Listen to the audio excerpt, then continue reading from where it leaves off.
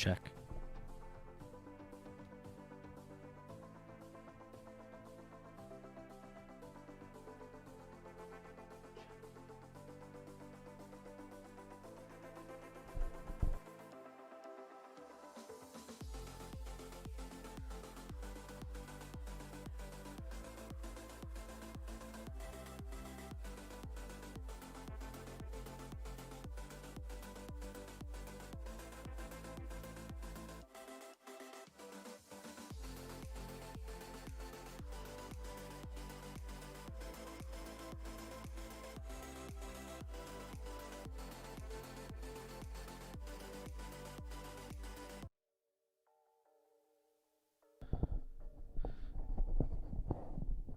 Hello, hello. I hope this helps a little bit. We've been having some technical difficulties with the stream, so I apologize. If you're here and you are around, let me know if you can hear me or not. Right now, we're just having just a bunch of issues popping up with the stream. So if this isn't working, we might have to postpone our next postpone our stream for the next show, unfortunately. But we'll see. Let me know in chat if you can hear me or not. If you're here and you can just chime in, give me a go-ahead, yay or nay, on whether or not this is working out all right. You can hear and see me. Perfect, perfect. Okay, now, number 2. As far as, is music working okay? Is the background, is it too loud? Is it just right? Just not too loud, not too soft, right where it needs to be? Let me know. Okay. I think I got the go ahead here. All right, perfect. So we are, man, it's been a day. I don't know if you guys have been around to, between stuff that happened throughout the day, the work day, the everything that's been going on. It just hasn't really been an ideal day. You'll also notice that Scotty isn't here. Scotty is having a rough day as well because he's definitely not going to be on stream tonight because he is having internet issues. So between stream issues, internet issues, life issues, work issues, everything that's going, as far as all that goes, it's just not exactly ideal. But just hang with us here. We're probably this is probably going to be an abbreviated show. We don't want to keep you guys up too late, obviously, but we'll just go through some topics here. We have some different things. We want to touch on some March Madness because that was a big deal. We have our Final Four, and we are going to get things rolling here in a little bit. Now, just if you were here earlier on the stream, you may have noticed when I was trying to get it going again, that I had this mask on because I was trying to pay up my bet for our March Madness and trying to get things all situated for me paying up my bet to Scotty. Now, if you're not here, if you weren't here before and you don't know what our bet was, if I would have won, Scotty would need to grow out a beard for 3 months. If as far as the other aspect of it, give me a second here. If I were to lose, I would have to shave my beard. So that's the other aspect that we, are trying to, figure out who won. Well, obviously, I didn't win. So there goes that. So as far as this goes, I ended up having to shave my beard, so this is going to be a little bit of a reveal here in a second.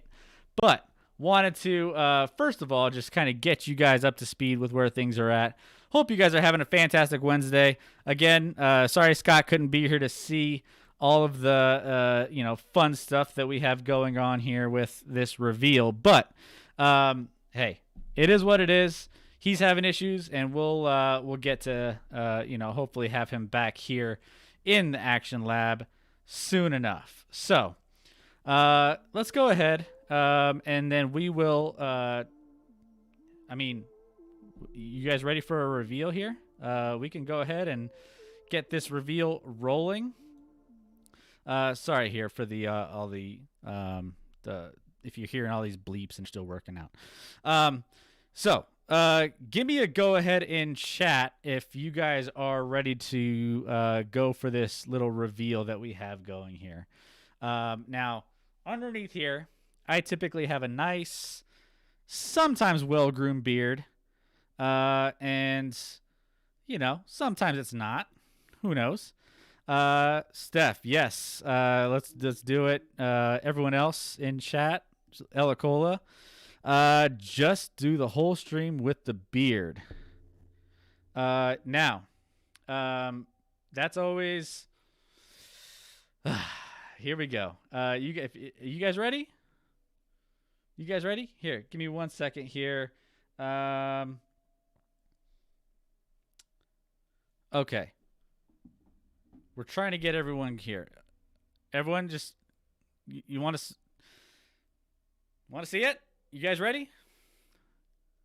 Let me know in the chat. We got a couple goes. We got a few of you in chat. We got Steph with a yes, Deborah with a go, Ella Cola no. Okay, all right. I think we're just gonna do this. I think we're just gonna do it.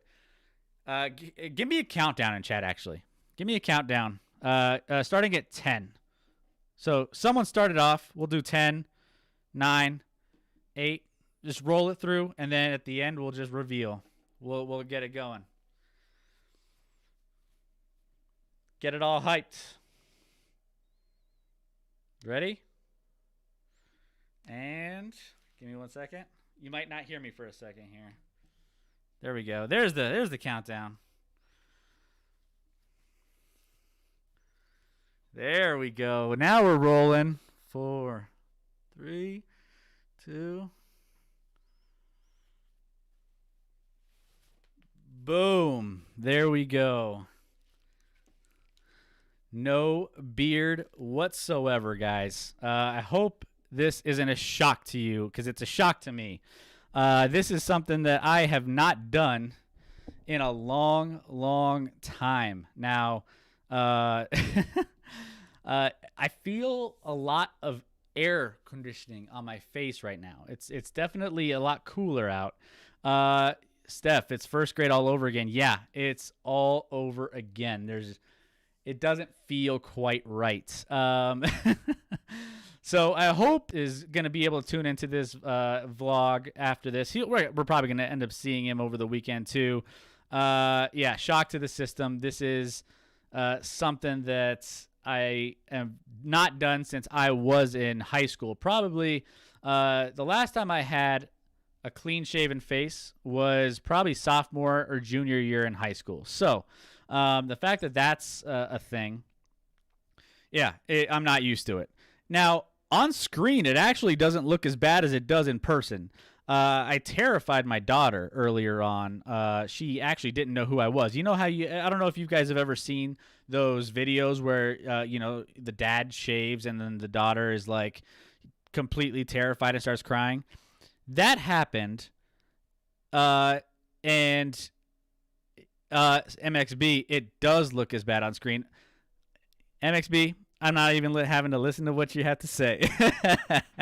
Thanks for chiming in, though. Hey, I appreciate it. We'll be seeing you tomorrow for opening day. But yeah, this is it. Terrified my daughter. She doesn't even know who I was for a little bit. So this is it. This is what it's going to be like for at least 3 weeks.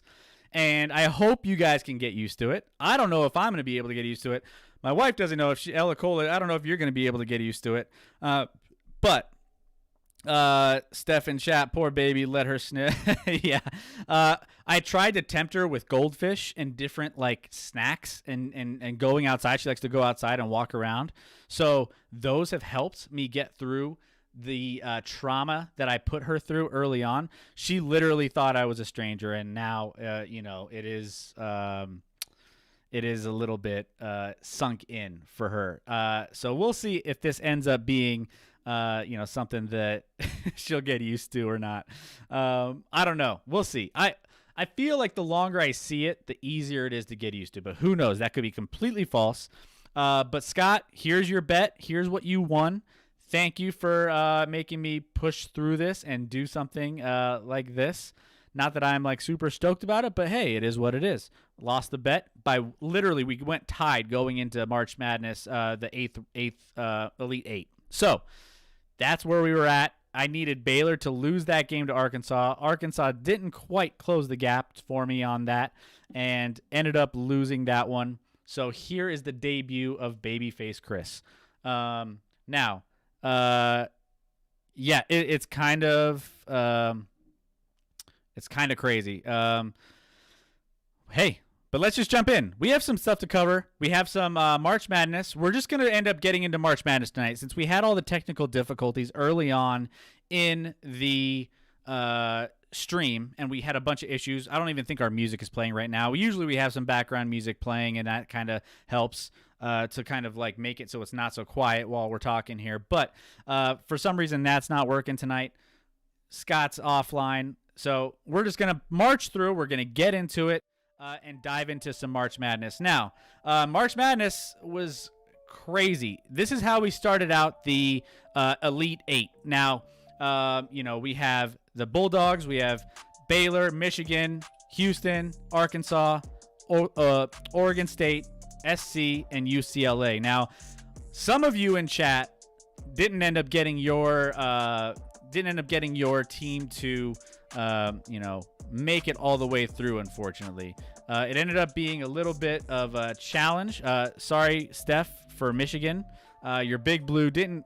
Man, that was a close one, though. That was a close one. I will say that came down to the wire. It shouldn't have been that close in the first place, but unfortunately, Michigan came up a little short. Now, hey, they had a good season, but man, I don't know. Something with UCLA, they have just been on a tear of late, and I can't explain some of it. I mean, obviously, they have been a very gritty team when it comes to all this March Madness stuff, but they are a team that's getting it done when it matters in the tournament. They started out, they were one of the first four in, and they're one of the last four in as of right now. So, given the circumstances, they are putting together a nice run, and no one expected them to be where they're at right now. So, big ups to everything that they have going on. They are absolutely on the tear here, and it's going to be fun to see if they're going to be able to do anything. Obviously, I'm a big Gonzaga fan, and I just don't see them doing anything here where they're going to be able to dethrone the top team in the country in Gonzaga. That's going to be a little bit tough of an order for UCLA, but is it possible? Anything can happen. Obviously, UCLA is a very, very good team. And I'm just getting a quick text from Scotty here. He might pop in. Let's see. He might even join me in person. Why not? Who knows? So we'll keep you posted on Scotty, an appearance from Scotty. But as far as this goes, it's been definitely a crazy, crazy year for them. Give me 1 second here as I'm pulling this up here for you guys. All right. So, just to break down the Elite Eight for you guys, this is the breakdown of conferences going into the Elite Eight. So, we're kind of recapping from a little bit earlier on in the week, just to give you guys a heads up in case, you're living under a rock and you don't really have an idea of where things are at currently. But so Pac-12 is going to be one of the, obviously, three representatives of the Elite Eight. Then you have one from the SEC, the Big Ten, WCC, Big 12, and the Atlantic. So we have all of these coverage. Now, Pac-12 has definitely been the big team to be able to make this run. Big ups to the Pac-12.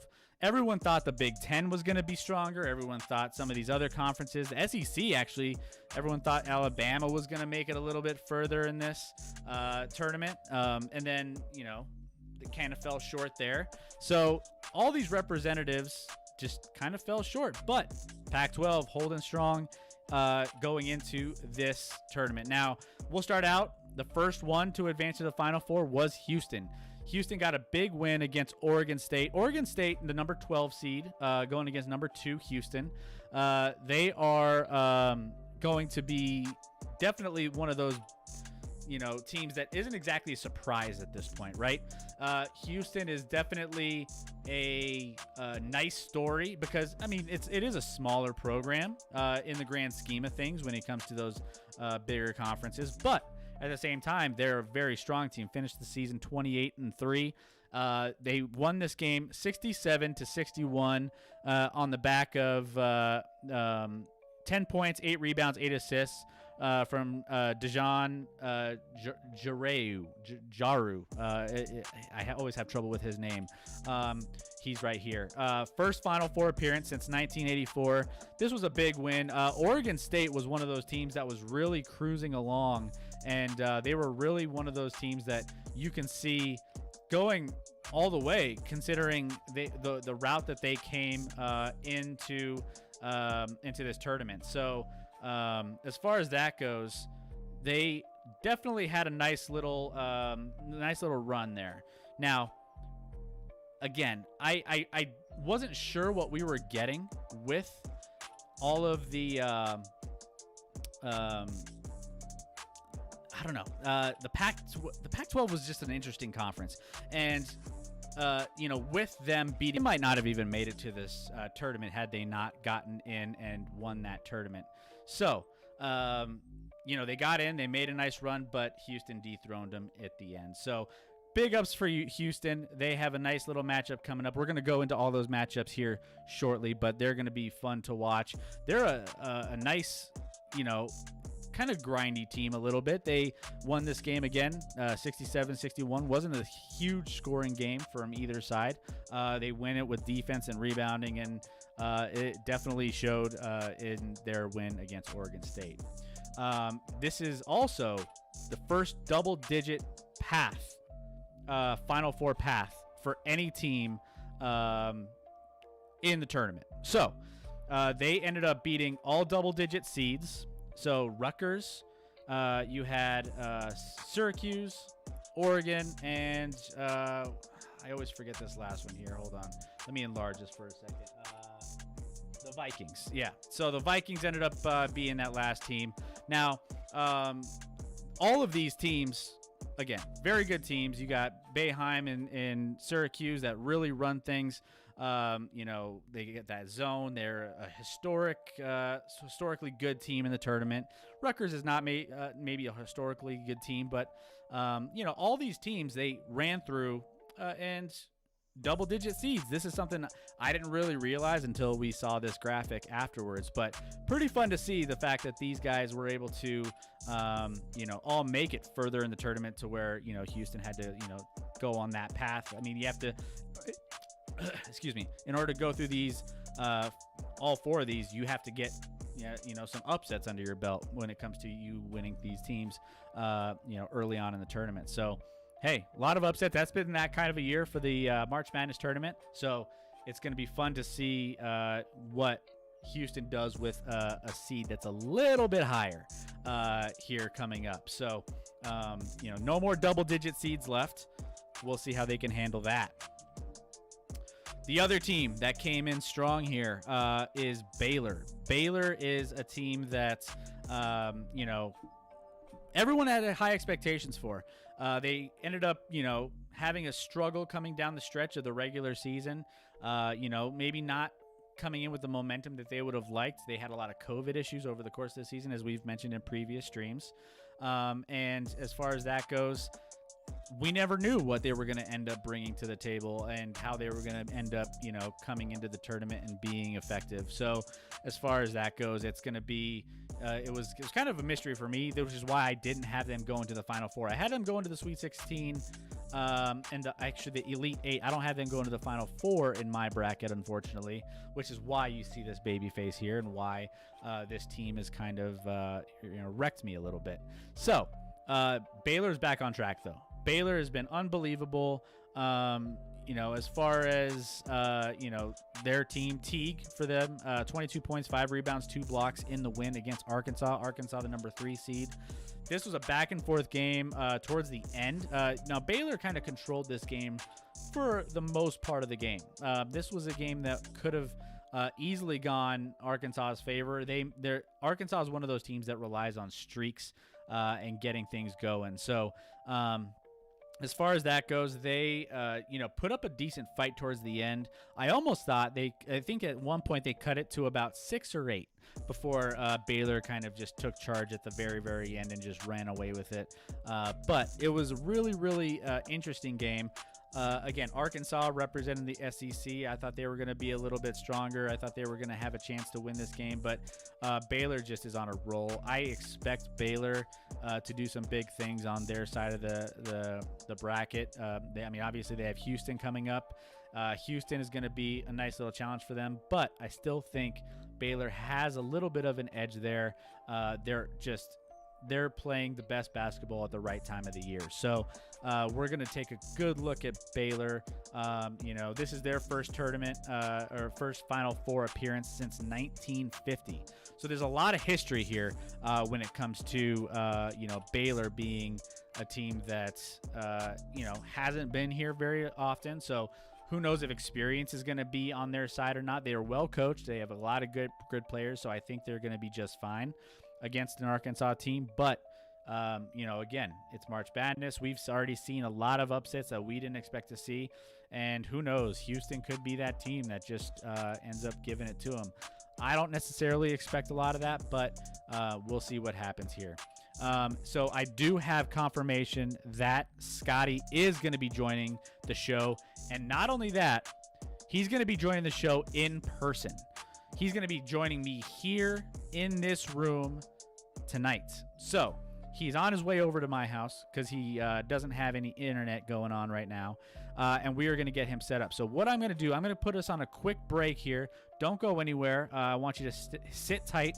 We're going to be covering the rest of this side of the bracket, plus going into the Gonzaga side. I have some surprises for you guys. So don't go anywhere. We're going to be right back.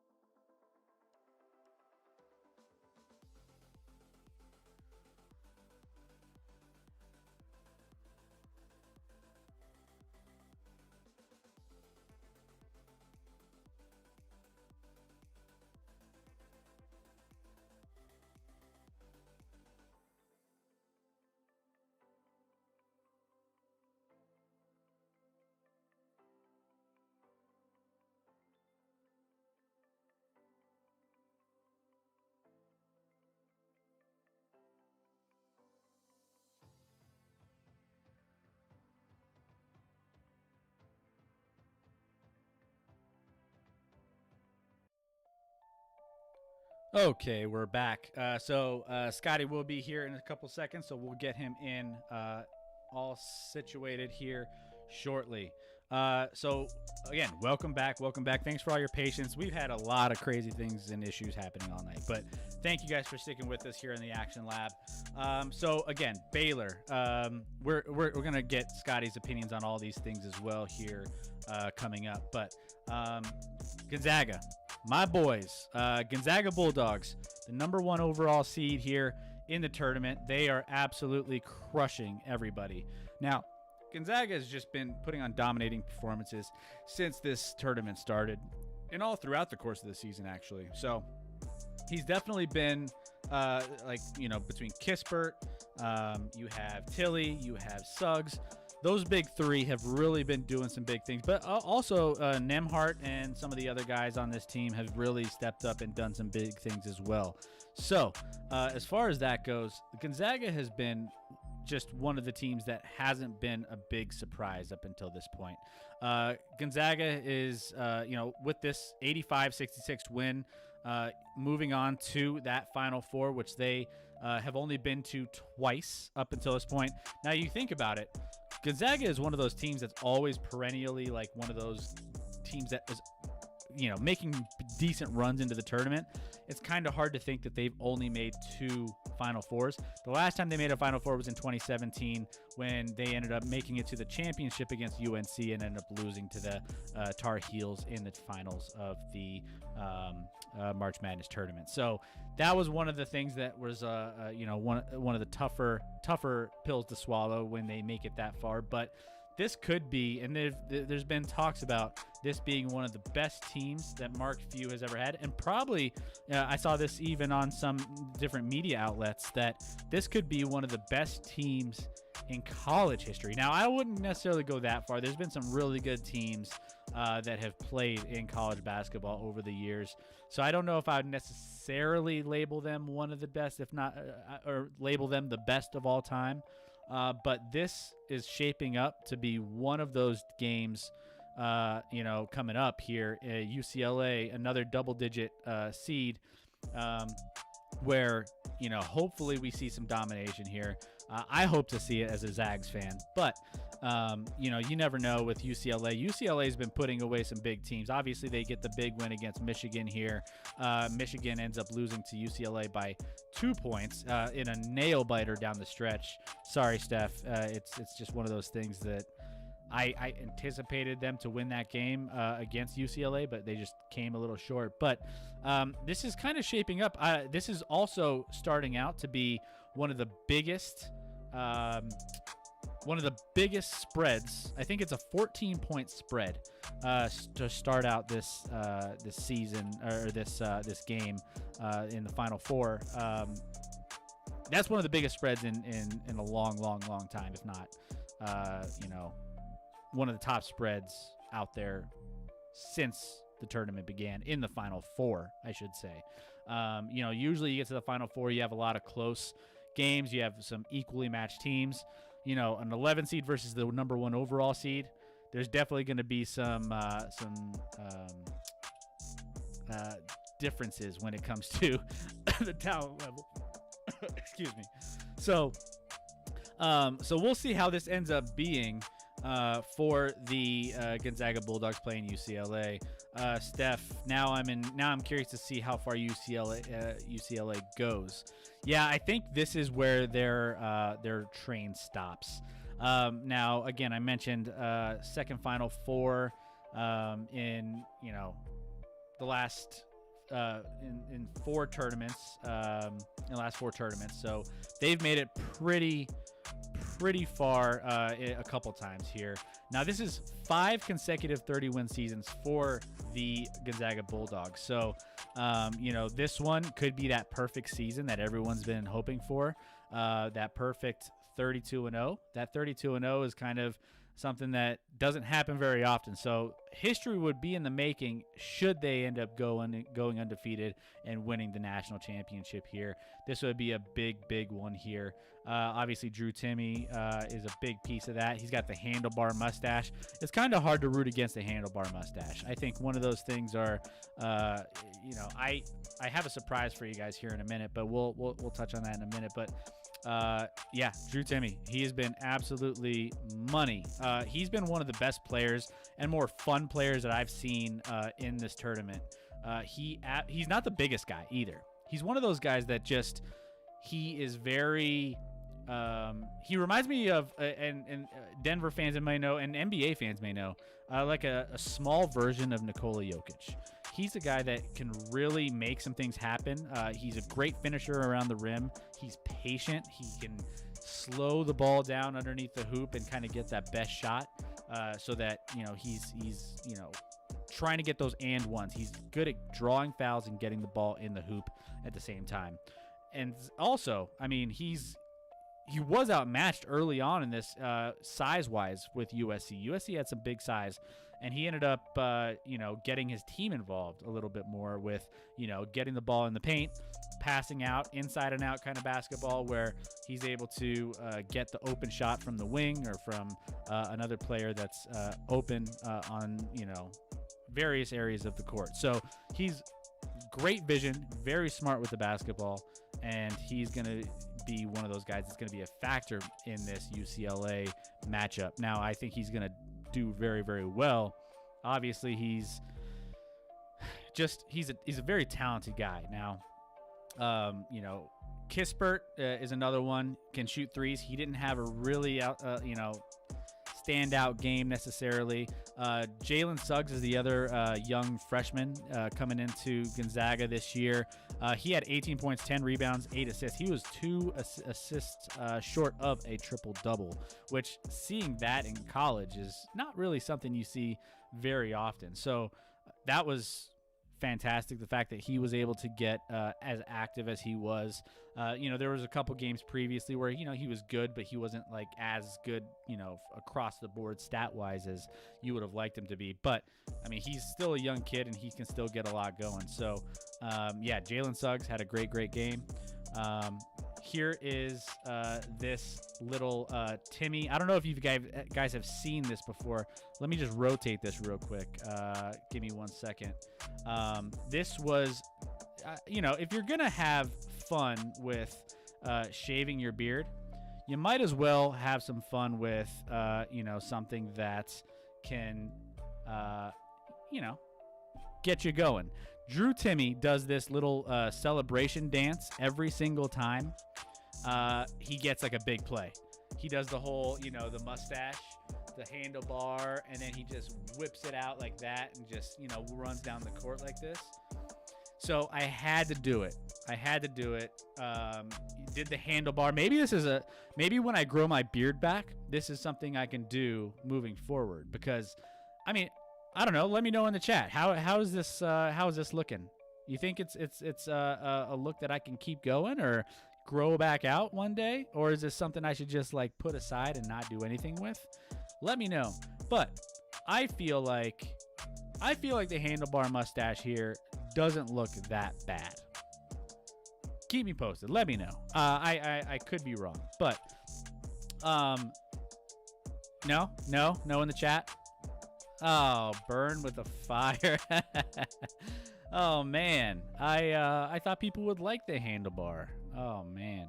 Well, maybe one day I'll bring it back, but maybe not quite.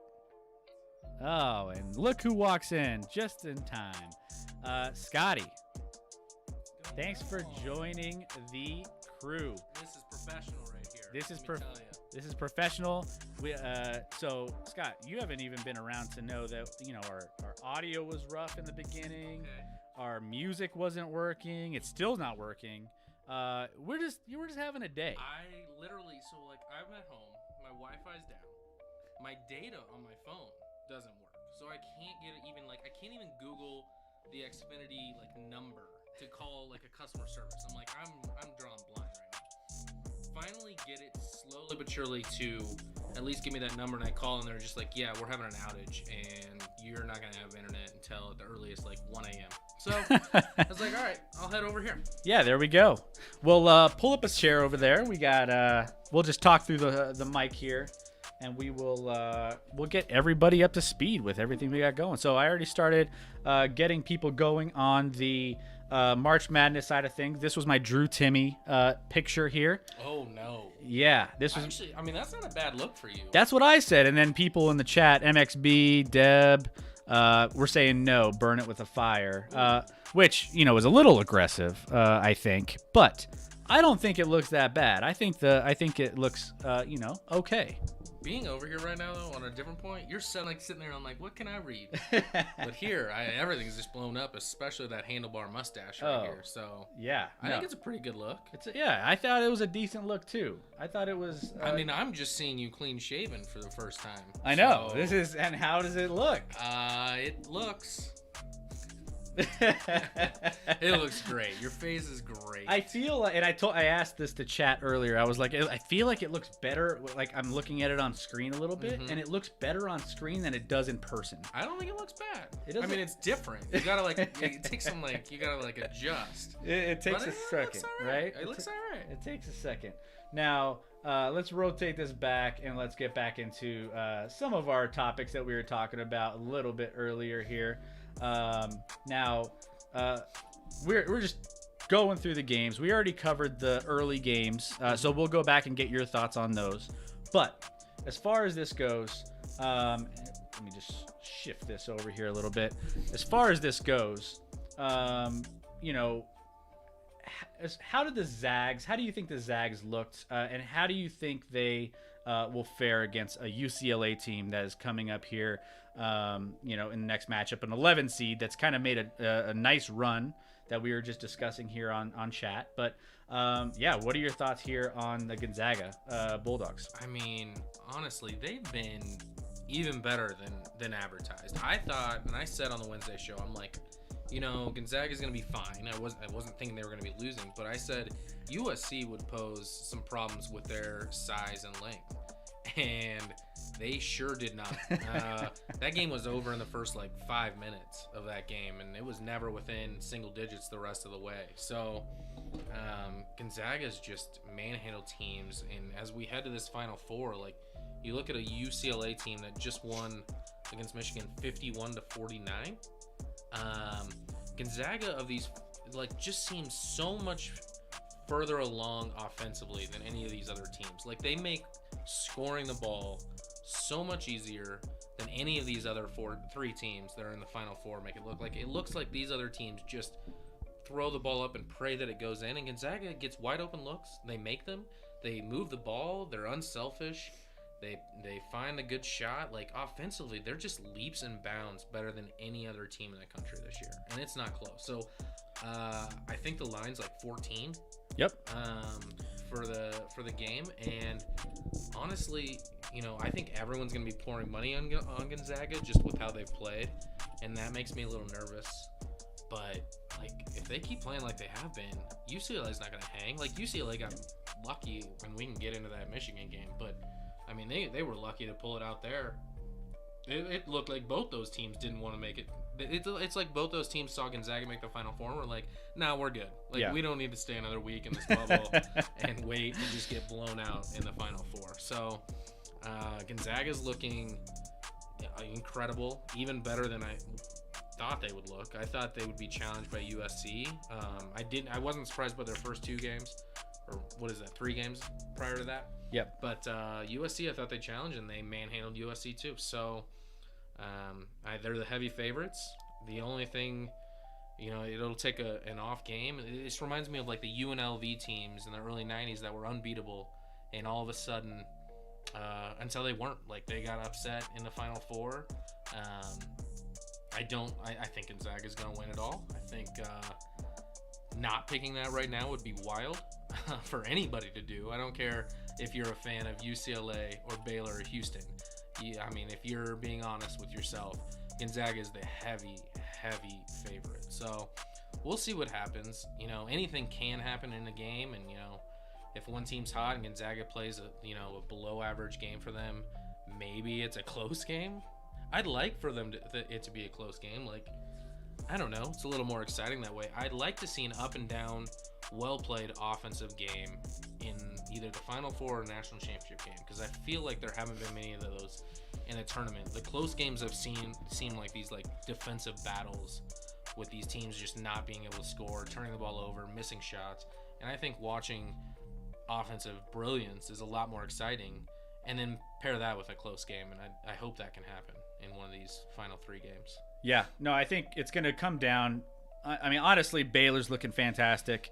I think they're going to be right there at the end. And this was a matchup, if you're kind of projecting forward, not to overlook UCLA, but Gonzaga, I think, should win this game by double digits, I would think.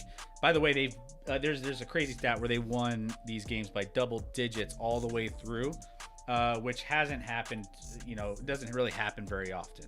They're winning in just dominating fashion.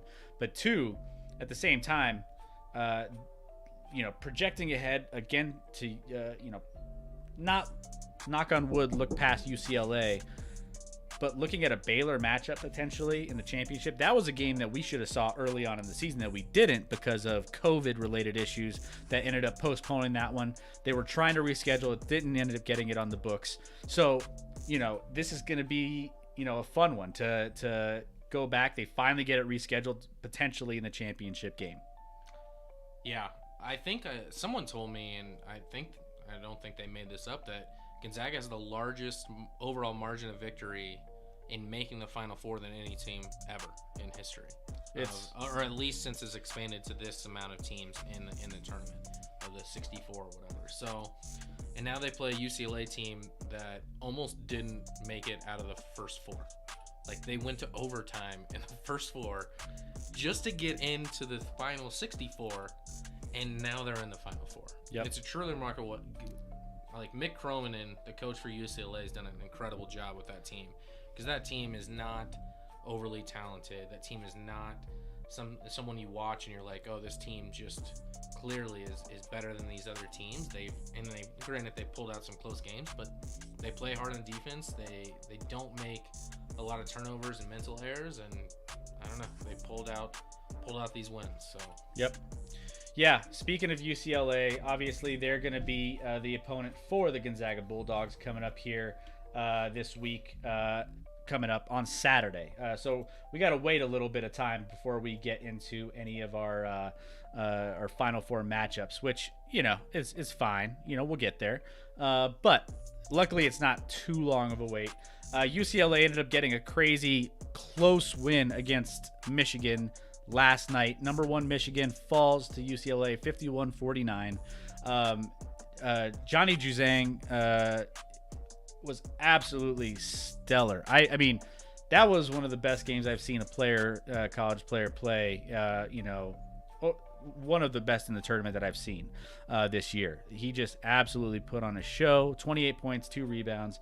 But I mean, at one point, I think he scored the first, I don't know, I think it was like 14 of the 29 points, or it was something like that early on in that game, where he was lighting the scoreboard up. And then, what was weird is Michigan, I don't know, they just seemed a little out of flow that I would, normally expect a Michigan team to be, what they've been up to until that point. Their bigs didn't exactly get in a good rhythm down low. They were kind of just average, it seemed. They didn't have that dominating presence that they have had previously in the opening games of the tournament. So I thought that they were, a little average compared to what they have been. But it came down. It was an exciting end to the game. Michigan ended up having, back and forth with UCLA in the last couple minutes of the game, and came down to a couple final shots. Michigan ended up getting one last final shot with, I think it was 0.7 seconds or something on the clock to get one more heave. And the last couple of shots they took, they actually got the second to last one. They got a really good look and missed it. And then the last one was just, a random toss up that got closer than I would have expected it to. So Michigan ends up losing to UCLA. UCLA advances, but What did you think about this game here? So, I mean, all I can think about is the last minute. And, like, so Michigan, their second to last possession, got a down 2, or actually, no, I'm sorry, were they down 1 at this time? They might have been down 1. They were down 1 at this point. Yeah, got a really good look from one of their best shooters from 3. Wide open look.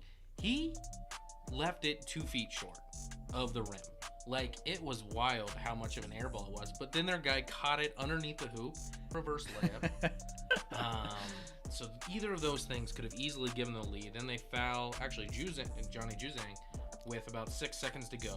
And he's a 90% free throw shooter. Yep. Only makes 1 of 2. So they still have 6 seconds. Only need a 2-pointer to take this game into overtime. And get honestly, a really great look from 3. Like, he basically just dribbled down, and he's their point guard who's quick, that they were playing off him, and he got a great look wide open from 3 that hit off the back iron and came off. And yeah, then they had the ball out of bounds after it ricocheted off UCLA on the rebound with about, I think you said 0.7, something like that, seconds left. So they did, and it was a really, really crazy, difficult shot that did, carry him off the backboard and then the rim. So it was actually kind of close there too. But I'm just looking at, like, Michigan had every chance to win this game and just couldn't close it down the stretch. Like, Yep. They had open looks, they had good looks to win this game, didn't take care of it. Like you said, Juzang played, 28 of 51 for their team. So the rest of the team scored 23 points. Correct. I don't love that for them if they're going against Gonzaga. Like, if he scores over half their points, they got a problem. That he's not going to be able to keep up with the depth and solid offense that Gonzaga has. So while I love that this game came down to the wire, it was just a grind out, grueling game. One of the craziest parts of it in the first, that was the Gonzaga game, and maybe you touched on the Gonzaga game. I'm sorry. The ref that just collapsed on the court. I don't know if you might have talked about that. Maybe not. No, we haven't touched on that yet. No. First, was a few minutes into the game, and all of a sudden they stopped play, and one of the refs in the Gonzaga USC game had just collapsed on the court and fainted. And, like, I saw later on, like, an angle of a camera that caught it. He hit his head hard. Oh, like, he fell down, like, he passed out, and his back of his head slammed against, like, it was a rough situation. And and obviously he was taken off the court. He was put on a stretcher. He was fine. He was awake when they pulled him off the court, and eventually he didn't end up going to the hospital. He ended up just going back to his hotel room and getting some medical attention, things along those lines, and is expected to make a nice recovery. Hopefully there's nothing like weird going on, like heart issues or anything along those lines. But yeah, that was a scary moment for sure to see something along those lines. Like, you see someone bounce their head off and all by themselves. It was just one of those things that is kind of strange. Any injuries, anything that happens when there's no contact is kind of, I don't know. It's kind of, those are the scary ones, right? Like, it is what it is. But yeah, that was a little wild. We got Mayday in the chat. Yeah, Mayday. Hey, first of all, Mayday. Sorry about your 76ers. And then appreciate it. You like the cut? I'm not used to this, so if you like it, I'm gonna trust you. So thanks for popping in.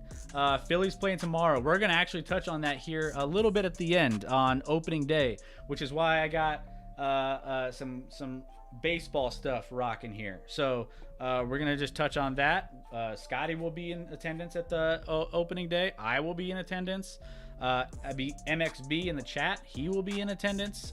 So we have a few of us that are going to be hitting up the Rockies game tomorrow. But Mayday, thanks for popping in. Glad you weren't here early on when we had all our technical difficulties. So welcome in.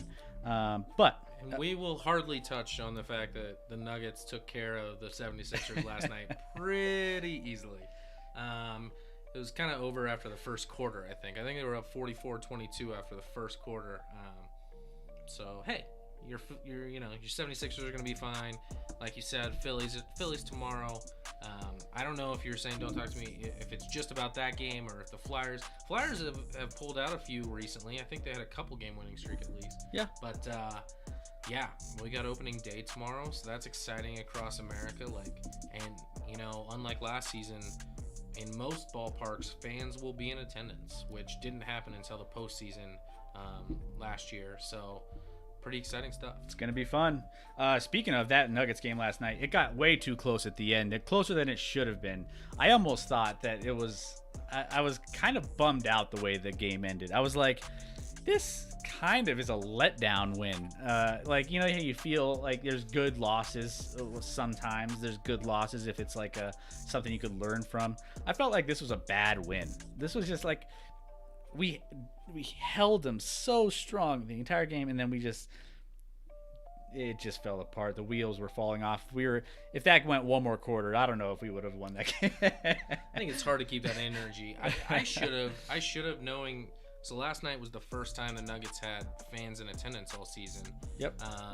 So I should have known based off that they were going to bring that energy, which you saw in that first quarter, when they absolutely just destroyed the 76ers by 22 in that first quarter. That would have just been a really, really smart bet if I would have thought about it. I think they were like 5-point favorites, but even at that point, I'm like, with the energy of the crowd for the first time at home, since over a year ago, for them to feed off that, they did. You're right, the fourth quarter was ugly, but I mean, it never got to a point where you're like, this game's like in question. I don't think they ever cut it anywhere less than 8 or 9 or something. Yeah, maybe. If the Nuggets choked that game, you would have never heard the end from me. Oh, I guarantee I wouldn't have. We would have. Maybe we would have just canceled the show altogether and maybe just not had to, just kept dodging you all the time. But yeah, got the Rocky stuff. Sadly, not going because the weather is going to be so shitty. And Scotty, Embiid is back. It's time for the league to kneel to his greatness. Couple notes there. The game tomorrow, by the way, for Colorado Rockies, they were saying actually on the radio, local radio station. I don't know if you heard this, but the DMAC on the drive was saying that this could be one of the best opening day weather situations ever in Rockies history. He was just jazzed up, sunny. It's going to be 67, 68, maybe even closing in on 70 degrees. So, I mean, it's going to be a fun day at the ballpark. No issues with weather. Yeah, no, it's going to be great here. We got a 7-game homestand to start. Defending World Series champion Dodgers in town to start for 4 games, followed by a Diamondback series. So the weather looks great. It's going to be 60s or 70s every day of this homestand, which in April in Colorado, you can get 60s or 70s, and you can get 20s and 30s in snow. So we'll certainly take the good weather. We've had mostly good luck with opening day, but a couple of the last 4 years have been pretty rough. So it's nice to have that good weather day. We just had snow yesterday, right? So it's pretty wild around here. It goes from 70 to 30 in an instant, but yeah, we got good weather here. Sorry, it's not going to be so good in Philly. As far as Embiid, did hear that he's back. I don't know if people need to kneel for him because he's pretty tall already. They're basically kneeling anyway. But yeah, no. The fact that they've played so well without Embiid is a testament to how good they're going to be and how tough they're going to be as an out in the Eastern Conference in the playoffs. So getting Embiid back is going to certainly help a lot, and hopefully he'll get back to playing start right at the level he was playing, the MVP level he was playing before this injury. So I'm hoping he gets back quickly, and I'm hoping Anthony Davis and LeBron James never return. So that would be fantastic for me. Looking up that weather in Philly, let's see, Thursday, 51 and rainy. Yeah, that's not ideal. Hey, if you ever Mayday, there's some tickets available, I think, still for the Rockies game if you want to fly out. That is incorrect. Not for tomorrow. Oh, is there still? Are they all sold out? Okay, fair enough. Yep. Sorry, Mayday. You're out of luck there. Anyways, diving back in a little bit. So UCLA, this is their first Final Four appearance since 2008. So it's been a little bit of a stretch since we've seen them into the Final Four. And this is definitely not the team that we would have ever expected to see in the Final Four. You look across their roster and you don't really see any like huge names or guys that you've been watching all season long. But hey, they've made it. So hey, big ups to them. They're doing what they need to do. 11 seeds that have made it to the Final Four. UCLA this year, Loyola in 2018, VCU, George Mason as far as back as 2006, and LSU in 1986. So 11 seeds, it's not super common for them to make it this far, but UCLA is making a little bit of history on their own. It's kind of interesting to see how frequently, it is far in between, but in the grand scheme of the tournament, it has been happening a little bit more frequently, 3 times in the last. It's completely outrageous. I think George Mason was the biggest outlier there when you didn't have a team that made it to the 11 seed to the Final Four since 1986, all the way going through to 2006. That's a shocker. Not exactly a huge shocker anymore, but still not very common. Yeah, I'm trying to remember that George Mason team. I know that VCU team beat a Kansas team in the Elite Eight. So what's wild about this UCLA team is they entered the tournament on a 4-game losing streak. So they lost their last 4 games. So it's not like they came in, they struggled at the early part of the year and came in hot. Yeah. They were on a 4-game skid coming into this tournament. As I said, went to overtime in that first 4 game against Michigan State.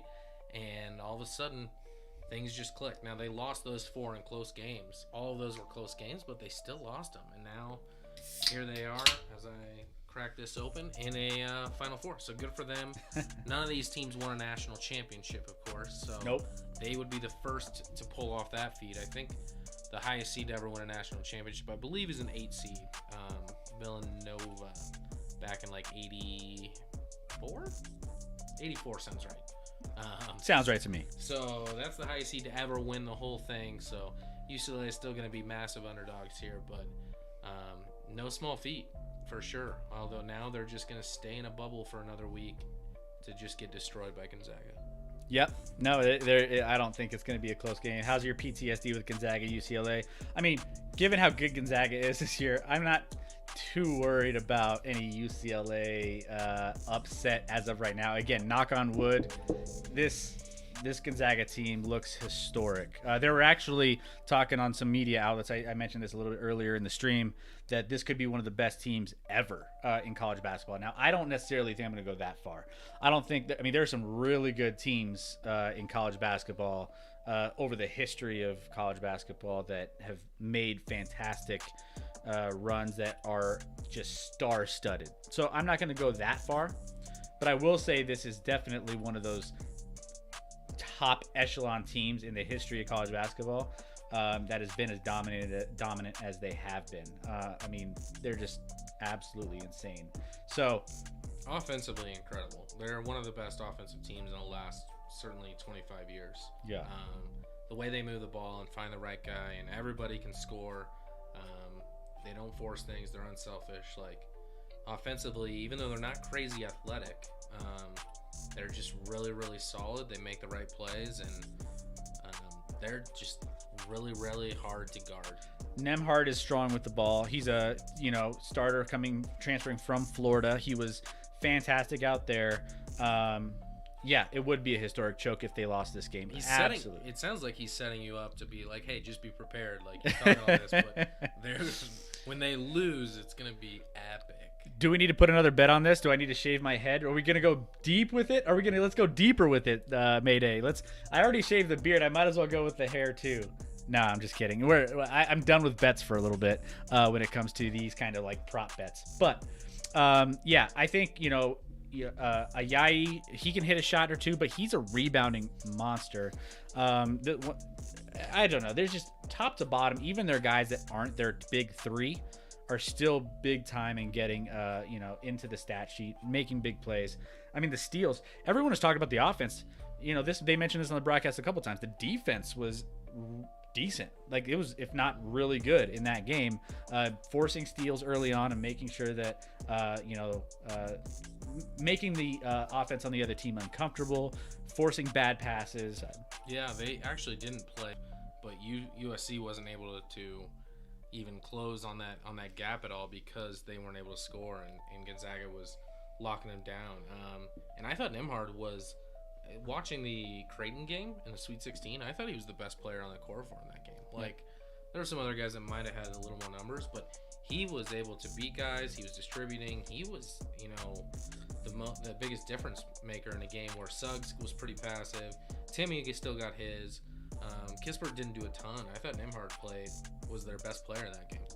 Yeah, and actually, it was funny because I remember us talking about how USC was going to be a tough matchup for, Timmy because of the size. Mm-hmm. And early on in that game, we saw that a little bit where Timmy was having trouble, in the paint. But then he also started distributing the ball, as I mentioned on the previous stream too, where, it wasn't going for him early on, and he was able to facilitate some of those kick out threes and, kind of draw on the defense, pass out, hit some of those big shots on the perimeter. So yeah, I thought that was, versatile in how he can go in and be Jokic out there on the court sometimes, how it feels. He finishes strong around the rim, and he can just facilitate the ball from the paint outwards as well. So me and my dad got a bet. He's had the Zags. I've had every other team. Loser cleans up. Dog shit for a day. Just for a day? You should have to clean it up for like. It should be a little longer than a day. How much do your dog shit in one day? Unless maybe it's a Great Dane, and it's like the big, Well, and he didn't. So it could be because he says dogs, but it could be possessive dogs, or it could be that they have more than one dog. I don't know. If they're big dogs, man, that's a task, right? You wouldn't make it. You don't have a dog. We don't have a dog, so it's like. I remember picking up dog shit when I was a kid. I feel like this has to be more interesting. Like, you have to pick it up with your hands. Oh, no. Like, here we go with Scott's bets. If it's just for one day. It's just one day of shit. Like, you got to pick it up with your hands, no gloves. Sure. Like, clean it up. There we go. Think about it, Mayday. Although, I think you're probably panicking. You probably already smell the shit at this point, Mayday. You probably already smell it on your hands because I don't love your side of the bet at this point. P Nix popping in. Thanks, P Nix, for joining in on the chat. Baby Jokic may be a bit of a stretch for Timmy. Yeah, it is. It's a very large stretch. It's I didn't want to point that out, but I was like, it's a large stretch, but that's why I said baby. If I would have said he's like Jokic, then that's one thing. If he's like a baby, they called what's his name from LSU back in the day, baby. Glenn Big Baby Davis. Big Baby Davis, which was kind of like a Baby Shaq, and he was like, by Baby Shaq, there were like, here's Shaq, like Shaq's over here, and Glenn Baby's over here. So, because Timmy's probably, he's not even he's the third best pro prospect on that team right now. Like, Suggs is clearly the top pro prospect. I think Kispert's above Timmy as well as far as fitting in the pro game. I don't think Timmy has the size or athleticism to hang. Timmy's definitely undersized. We see that in the college level. So it's definitely he needs. I don't think his game is going to necessarily translate as easily as maybe if he were to have like a couple more inches on him and a little bit of bulkier, a little bit more muscle on him too. But hey, he has some of those features, right? That he can slow the game down in the paint, where he's very patient and he can find those different. He's one of the best players that I've seen in college basketball, able to draw a foul and get an and one that I've seen in a long time. He's consistent. He knows how to do it. So there's a lot of things that you love about Timmy. But he's crafty. That's the best word for it. Absolutely. He is extremely crafty in the post with the ball in his hands. Yep. So going back to your bet there, they have 2 dogs they shoot at least 5 times a day. I feel like that's a lot. Like, what is are that you a lot? feeding your dog? I feel like that's a lot of That's a lot of pooping. Like, yeah. I don't know. That's 10 poops a day. That seems like a lot, but I'd still like you to use your hands when cleaning that up. I'm not walking barefoot in your backyard, Mayday. Ugh. That's for sure. So here we go. Where the race is on. Cars. The race is on. Yes. Yeah. We're going big with these graphics here. We got 4 teams in the race here, all coming down the stretch. So we have Gonzaga, Baylor, UCLA, and Houston. Now, looking at these teams here, of these teams that are remaining, so do you think Houston has a chance?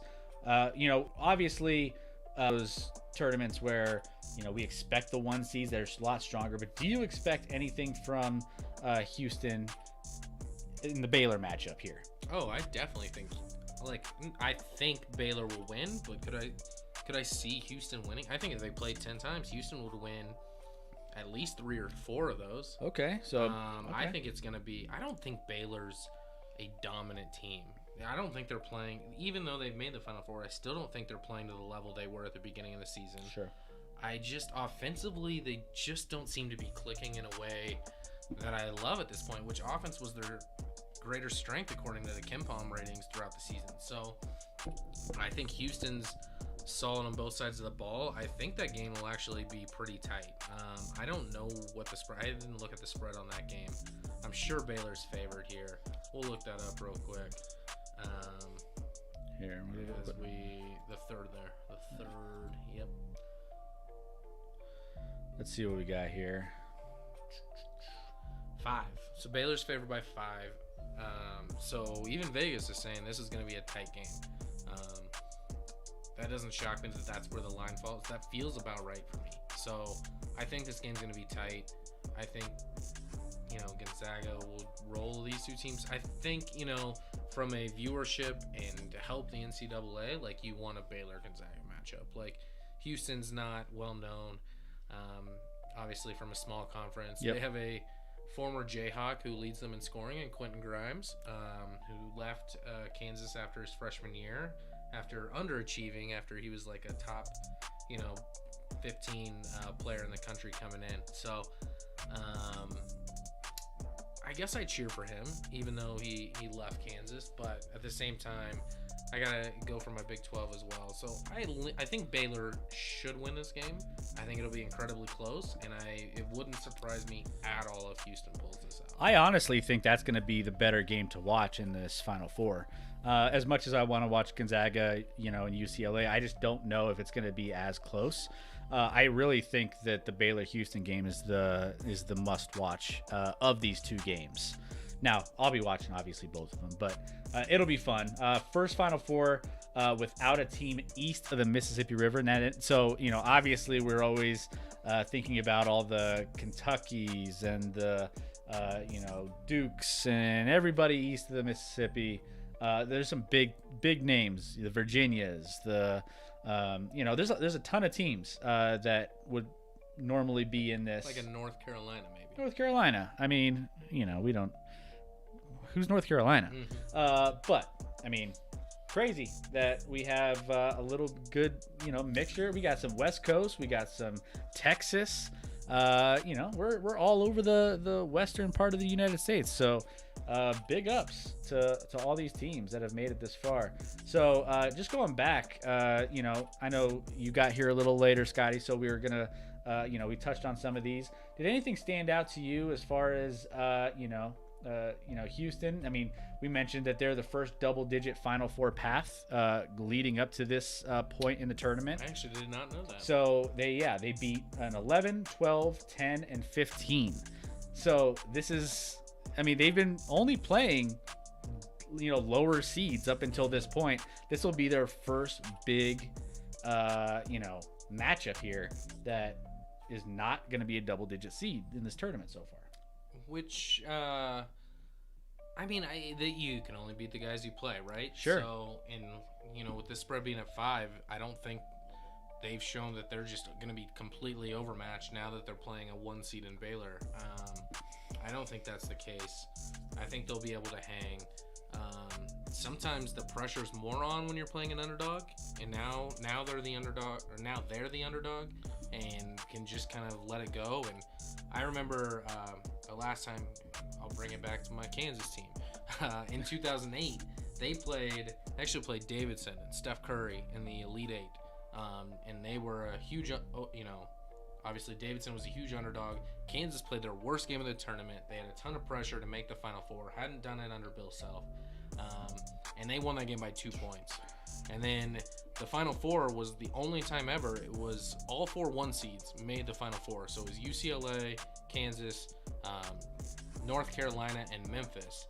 And Kansas rolled North Carolina in the Final Four, and then played Memphis with Derrick Rose in the national championship and won in overtime. So sometimes once the pressure's off, when you're not the clear favorite in a game, you can just let it hang and you play way, way better. So now that they're in that position, they might play more loose. So I think they have a great shot of winning. But like I said, I think for the game of basketball and for viewership and all this, Baylor's just the better option and more interesting. Even though I think Gonzaga is going to win against all these teams.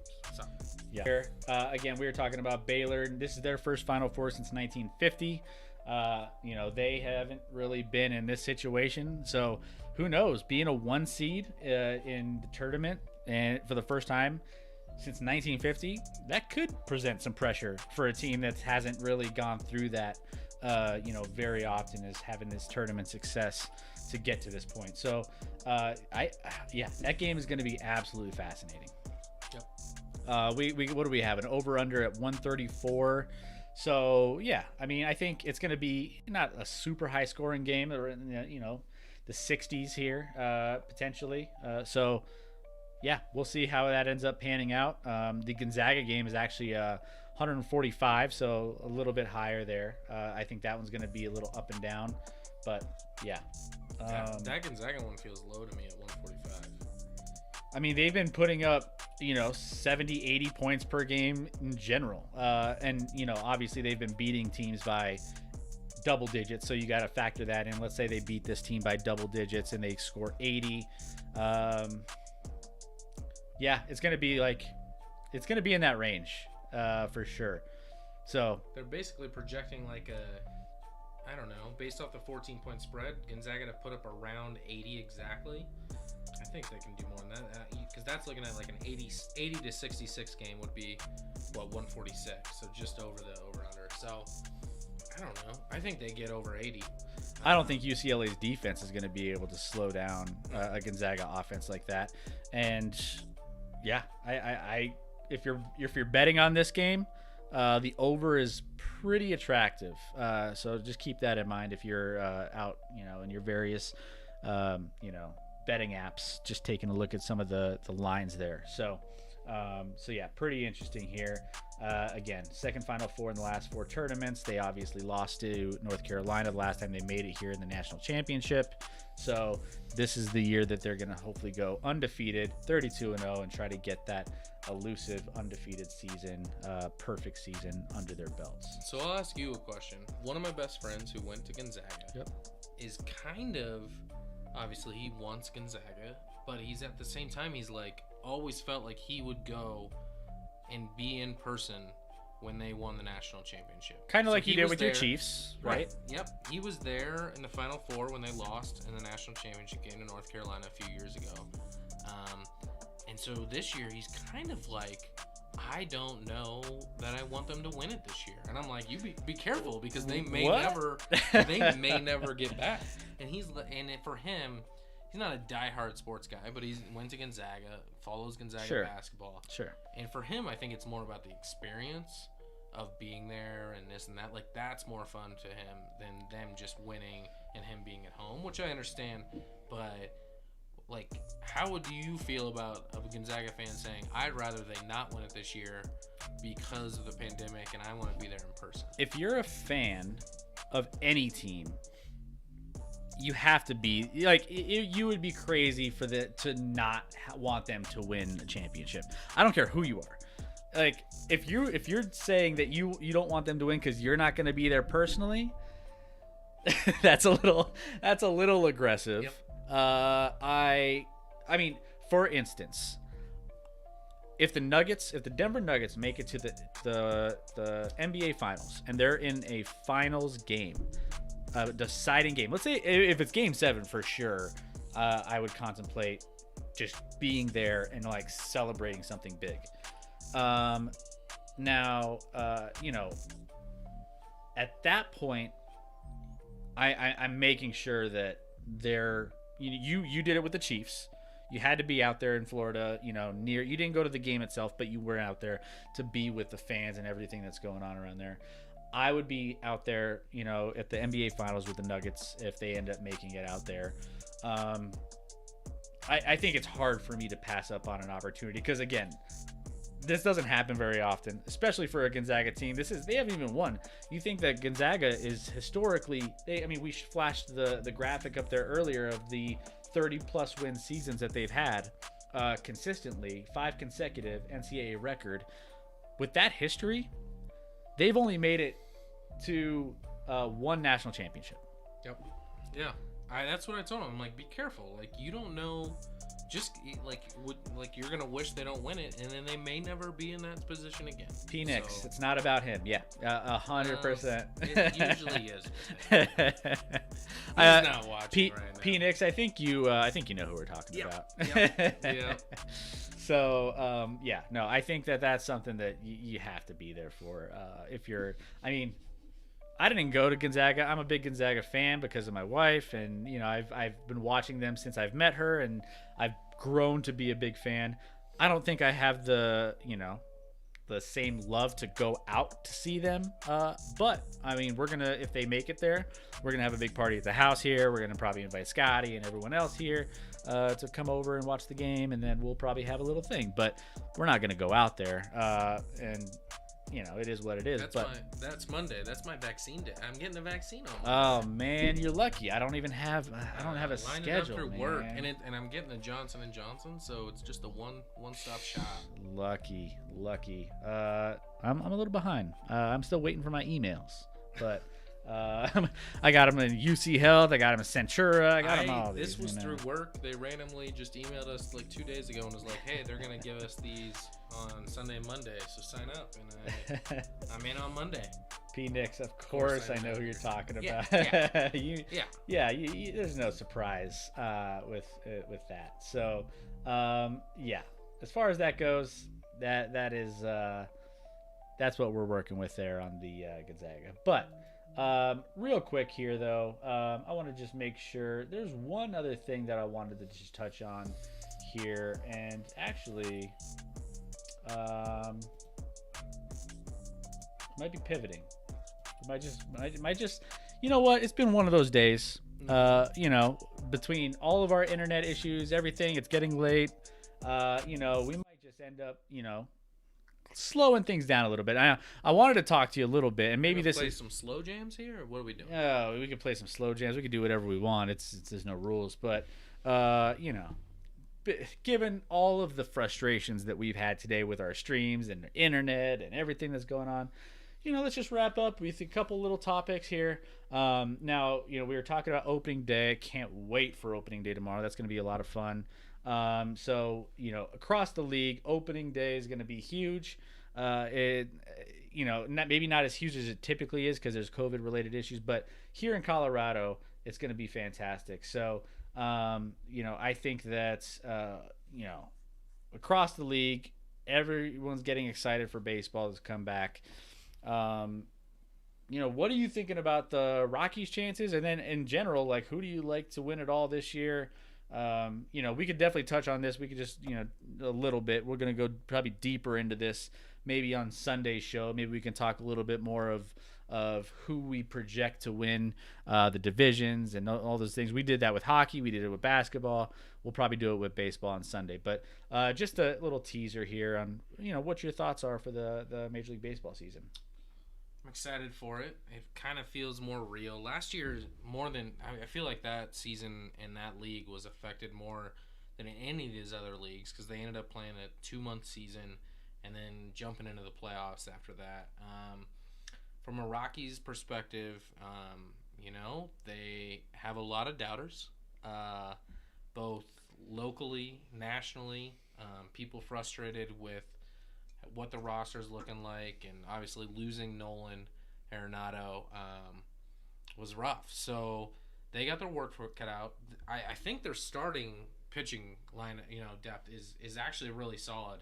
Unfortunately, Kyle Freeland's going to start on the DL after having some shoulder issues at the end of spring training. So, but normally, I think that is if everyone's healthy, that's the strength of the team with Marquez, Freeland, Gray, Austin Gomber pitched really well in spring training. He was the main piece in the Nolan deal, a lefty starter, and then Antonio Sensatella, who's pitched well the past couple years. So that starting rotation is good. They also received bad news this week. Scott Oberg, who's gonna be probably the closer in their bullpen, had blood clots in his arm for the third time found.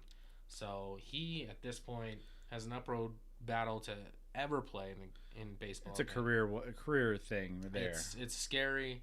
They keep coming back, so it's he got back in this year after missing last year, and was pitched in spring a little bit finally, and then all of a sudden these came back. So that's rough. So really in the bullpen, you can trust Daniel Bard, who was a great story, comeback player of the year in baseball last year. After being out of the league for years, after losing control, after dominating with the Red Sox years ago. Another storyline is going to be, what do they do with Trevor Story? Trevor's in the last year of his contract and is going to be slated to be a free agent. Can they re-sign him? Does he want to be re-signed? We'll have to see. So a lot of this is just going to be about developing some of the youth in the Rockies organization, seeing who can contribute at the major league level. Obviously, they have the Dodgers and the Padres in their division, that's two of the certainly top 5 teams. They have a large uphill climb in order to hang with those two teams. I mean, they face the Dodgers this weekend. David Price, obviously a great pitcher throughout his career, number 1 overall pick of Tampa years ago. He is on the Dodgers, and he is in their bullpen to start the season. That just shows how you crazy deep they are in their starting rotation. You look at their lineup with their bats and their field, outside of Trevor Story, I don't know another Rockies position player that would probably start for the Dodgers. And then you have David Price in your bullpen. Studs with another young guy in May who just throws absolute heat. And it's just wild, the amount of talent that the Dodgers have. Obviously, they're the defending World Series champions. So I think it's going to be about finding out for the Rockies this year. It's going to be tough to compete, but it's going to be finding out who of these younger guys and these guys who can make the next step, and where you don't feel like, all right, that's not a hole we have to fill. That's a spot where we feel good moving forward, and we can address other things moving forward in the draft and free agency as we go here. So hang with us, Rockies fans. We're going to have fans back in the stands. Coors Field, as we talked about, I think on the show, is one of the best ballparks in all of baseball. An incredible experience. We're super excited for tomorrow and opening day. Getting 21,000+ people in there to watch and witness, and it's going to be refreshing to see that and feel for people who aren't in Colorado, opening day for the baseball season in Colorado is a party. It's a big event. I have a friend who used to be a bar manager downtown, in Lodo there where Coors Field's located, and he said that and St. Patty's Parade Day are his that's their 2 biggest days of the year at their bar. So it's a party down here. I don't know if that's the atmosphere everywhere. We'll see what tomorrow looks like with the COVID stuff. I still think I think this is going to be the largest gathering in the state of Colorado since pre-COVID.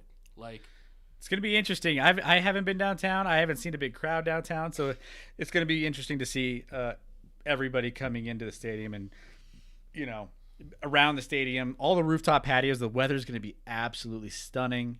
So I'm going to be sitting on one of those rooftop patios, hanging out with some people. It's going to be a lot of fun. So we're excited there.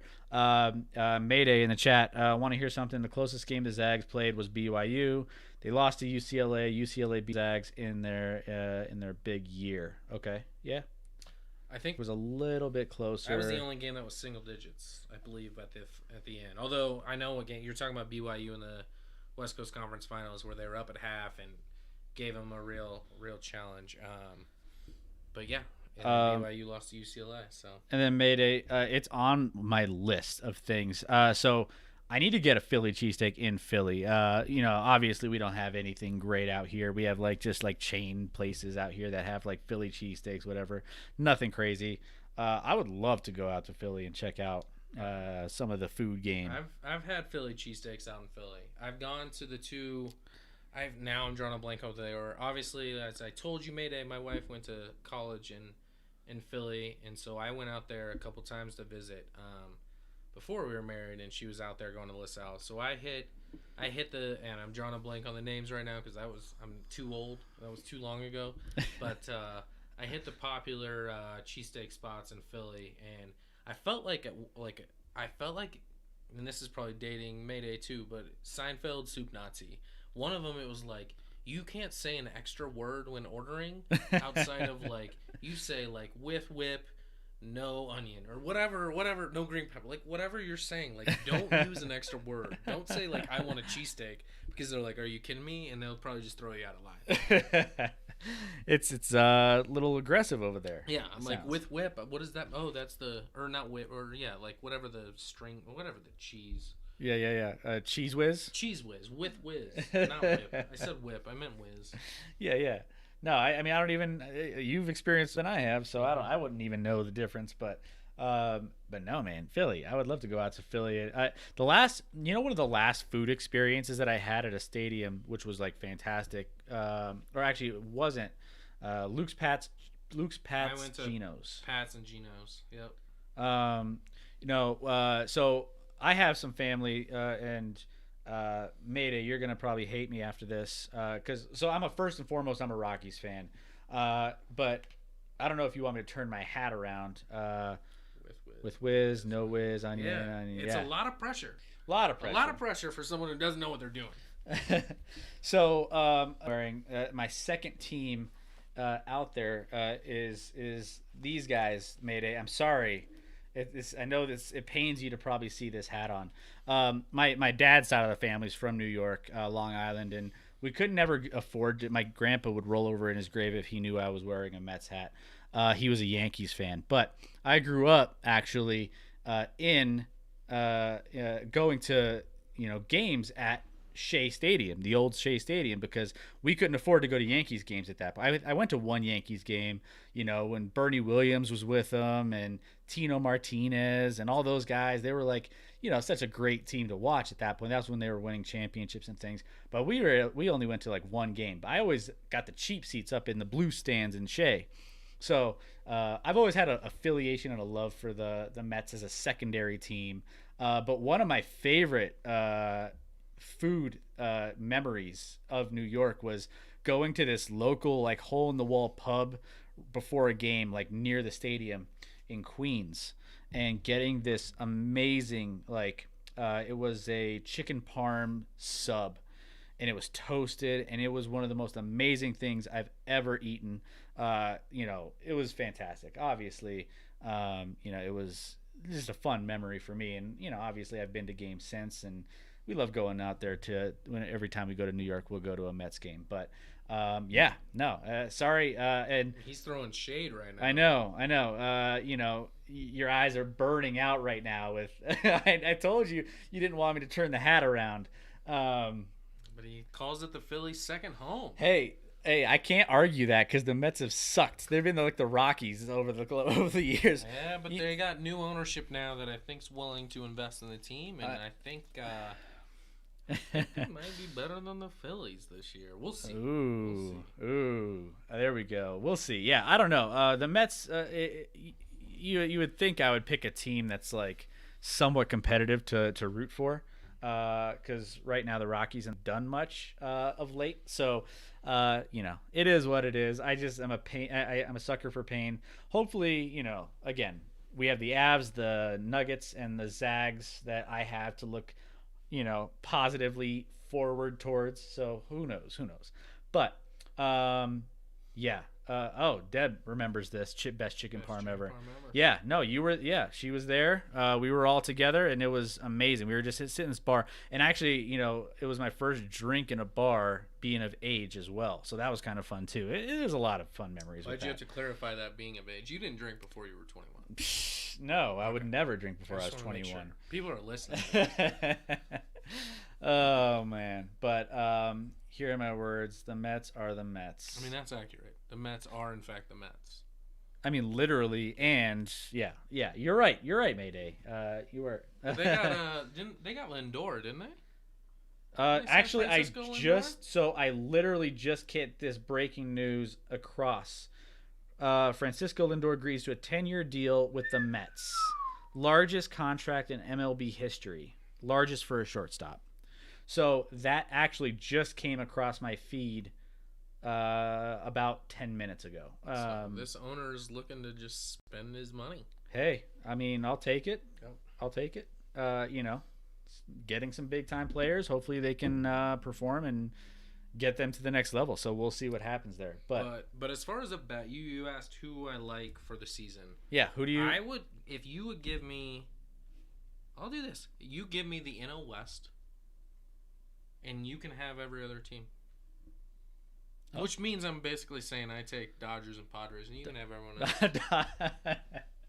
I mean, I don't hate those odds of having every single other MLB team. Yep. Mm-hmm. I mean, Dodgers are stacked, though. The Dodgers are absolutely incredible. But I mean, I don't know. I haven't had enough time to look into baseball as much as I wanted to because so I might have to research a little bit. Yeah. Because I've been too involved with the Avs, Nuggets, and March Madness have been kind of consuming my life over the course of the last couple weeks. So I'm just throwing that out there. Okay. Throwing that out there. It could be. I'll take the NL West. You get every other team. The thing is you know baseball a little bit better. I mean, I know a little bit of baseball. I mean, I can follow it, and I keep track of what's going on, but.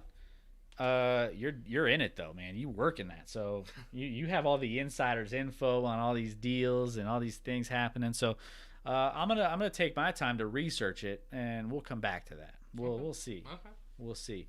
But I mean, it's kind of like the same thing we had when we went into this tournament. Do you take Gonzaga or you take the field? And it's like, I mean, right now Gonzaga looks real good. Gonzaga looks great. And if you were to before the tournament started, I would have probably taken Gonzaga over the field as well because I just felt really good about them. But I didn't know they were going to be doing this to teams as well. So, but yeah, Dodgers, defending champions. They're going to reload. They're going to be back. You mentioned their bullpen. It's hard to go against David Price coming off. Well, the Dodgers and Padres. I don't think it's debatable how the top two starting rotations in all of baseball. And that's what wins championships. The Padres added a lot of starters themselves this offseason, so those starting rotations are scary good. Obviously, the Padres have a lineup that's pretty solid as well. When Fernando Tatis is just watching baseball, so those two teams are going to be really, really good. Now, there's some other teams, obviously. The Yankees are going to be in there. You got, we'll see what I don't know. We'll see what the Cardinals can do. I don't think they're quite there. I don't think anyone in the Central is really there. There aren't a ton of teams that I think can hang with those guys, though. Like, there's just so much depth on those teams. So, obviously, injuries can happen, and that can change a lot. Like tomorrow, for opening day, the Dodgers are starting Clayton Kershaw. I think he's probably, at this point in his career, their worst starting pitcher. But they're going to, based off reputation and his career, give him the opening day nod, which they should. But, yeah, I don't even know if he's better than David Price at this point in his career. But they're not going to throw him in the bullpen. So, that's wild that Clayton Kershaw is the worst pitcher in your rotation. And I think that's legit possible with the Dodgers. Crazy. Yeah, I mean, they're going to be solid. That's for sure. One thing that we didn't touch on as well, and maybe we save this for a Sunday show as well.